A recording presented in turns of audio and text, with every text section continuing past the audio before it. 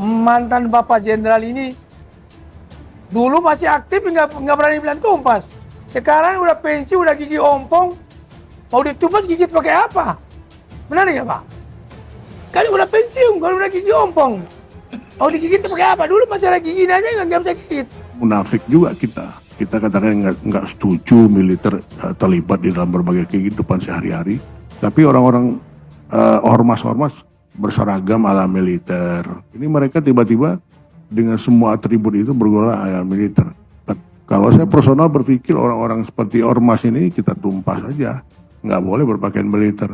Tumpas itu Pak Jenderal gigi ompong, sudah pensiun, tumpaslah OPM sana.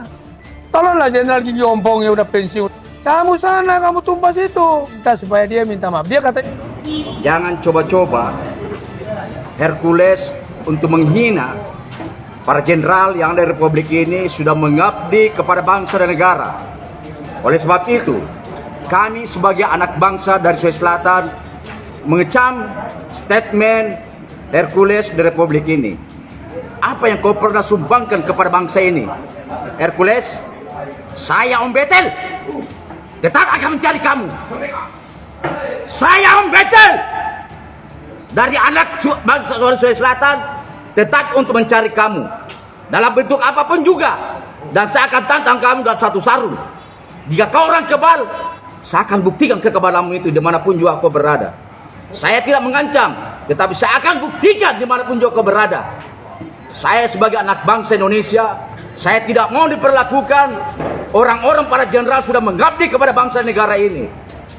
Jangan coba-coba Prabowo selaku presiden, jangan berlindung di presiden itu, tapi coba kita secara adil untuk menghadapi Om Betel secara pribadi.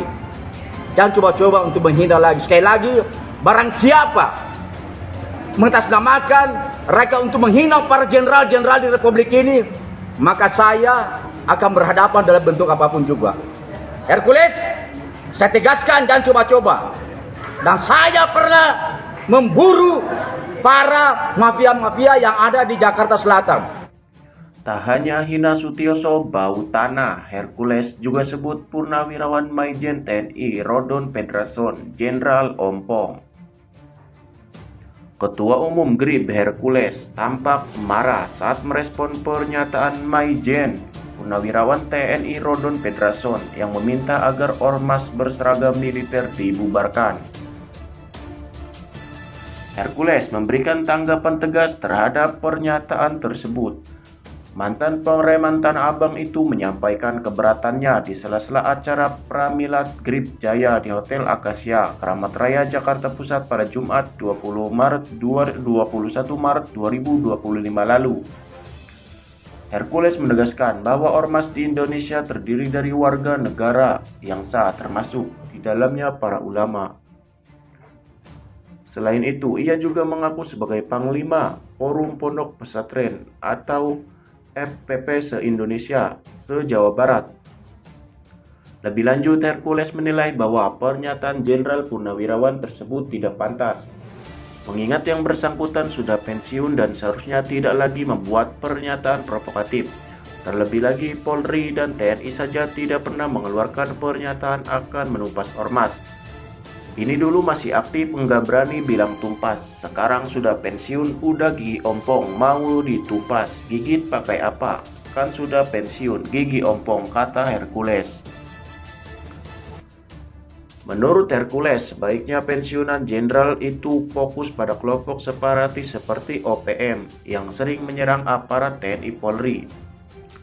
Tumpas itu Pak Jenderal gigi ompong, sudah pensiun tumpaslah OPM daripada TNI Polri kita di sana dibunuh. Kalau dibalas bilangnya pelanggaran HAM, ujar Hercules.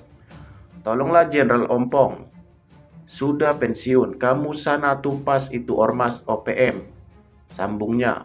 Lebih lanjut, Hercules mengingatkan bahwa ormas seperti GRIB dan lainnya memiliki anggota dalam jumlah besar. Ia meminta agar Jenderal Purnawirawan tersebut segera meminta maaf atas ucapannya yang dinilai merendahkan keberadaan ormas di Indonesia. Sebelumnya, Maijen TNI Purnawirawan Rodon Pedrason sempat menyinggung para ormas yang menolak adanya Dwi Fungsi namun bermain-main sebagai tentara dengan seragam militer. Selain menyentil soal ormas yang berseragam militer, Rodon juga turut menyinggung soal Dwi Fungsi TNI dalam pemerintahan dan isu soal pelarangan bagi ex-prajurit TNI untuk berbisnis.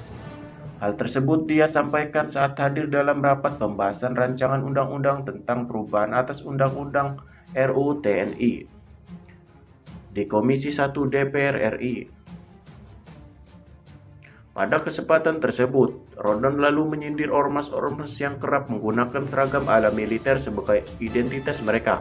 Namun, di sisi lain, banyak pihak justru menolak adanya keterlibatan anggota TNI di berbagai lapisan kehidupan masyarakat termasuk pemerintahan. Ia juga menegaskan bahwa pemerintah seharusnya bisa dengan tegas menumpas ormas-ormas yang memanfaatkan atribut militer sebagai identitas mereka. Menurutnya, orang yang menjadi tentara membutuhkan latihan yang tidak sebentar, perlu latihan dasar 4 tahun. Kemudian ada pendidikan khusus perwira, ada sesko, ada juga lemhanas untuk bisa ke situ. Nah ini lihat contoh lagi, bagaimana menurut saya munafik juga kita. Kita katakan nggak setuju militer terlibat di dalam berbagai kehidupan sehari-hari. Tapi orang-orang ormas-ormas berseragam ala militer. Coba slide berikutnya. Tuh lihat tuh, ada pangkatnya, ada beret merah dengan bintang 2 segala macam. Orang-orang yang menjadi tentara memerlukan latihan yang nggak sebentar, mesti latihan dasar 4 tahun, kemudian ada pendidikan khusus lanjutan perwira 2 kali, Suslapa 1, Suslapa 2, ada sesko, ada juga lemhanas bisa sampai ke situ. Ini mereka tiba-tiba dengan semua atribut itu bergolak militer. Tapi tiba-tiba ada muncul berita antagonis bahwa mereka nggak setuju militer ada di pemerintahan. Sementara mereka bermain di situ. Kalau saya personal berpikir orang-orang seperti ormas ini kita tumpas saja, nggak boleh berpakaian militer. Coba sama dengan orang ormas tiba-tiba menggunakan pakai katakanlah atribut dia sebagai anggota DPR, kan kita nggak terima. Orang DPR begitu susah melaksanakan kampanye berbagai katakanlah kegiatan, tiba-tiba mereka menggunakan atribut itu. Jadi menurut saya ini baru terjadi setelah reformasi kejadian begini. Terlalu bebas orang berbicara tentang demokrasi. Padahal di dalam demokrasi itu hak orang ada orang lain. Tapi kita melihat sekarang begitu banyak orang yang melawan arus di dalam berlalu lintas, nyebrang 3 lagi di jalan zebra cross dan segala macam. Kalau dulu saya masih ingat pada saat kita masih tahun 70-an itu, begitu kita berdiri di zebra cross, kendaraan langsung berhenti memberi kita kesempatan untuk menyeberang. Sekarang enggak. Udah berjalan di zebra cross pun mereka bikin kencang mau nabrak kita. Begitu mundur sebetulnya budaya kita terkait dengan masalah hal ini.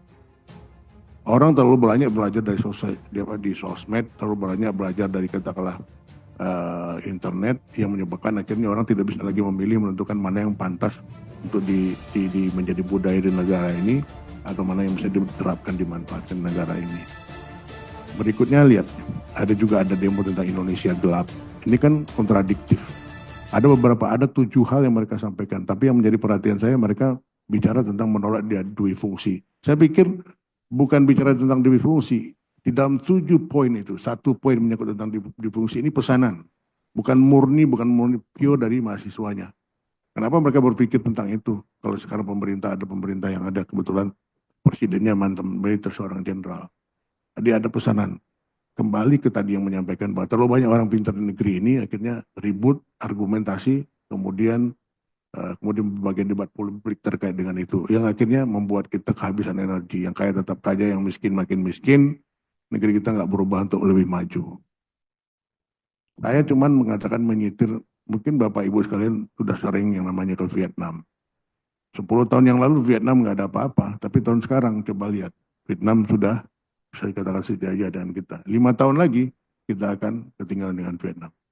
Sekarang Vietnam sudah masuk kendaraan listriknya ke Indonesia, Finfast sudah masuk. Kemudian belum lagi mereka mengembangkan teknologi yang namanya solar cell, bukan lagi dari matahari, tapi dengan cahaya bulan. Kita belum tersentuh sama sekali. Apa yang nggak kita punya? Kita punya semua. potensi kita punya semua, orang pintar punya semua, tapi kita teralihkan perhatian